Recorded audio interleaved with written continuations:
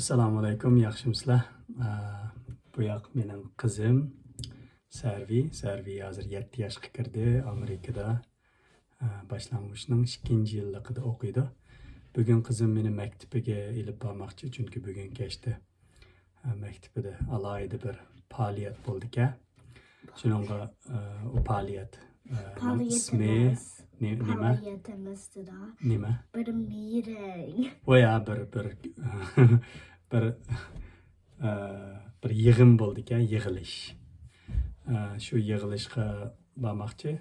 Qizim hozir bu yig'ilish to'g'risida menga so'zlab bermoqchi, chunki men Amerikadagi boshlang'ich maktabni bilmagandan keyin gapirma, Sarbi.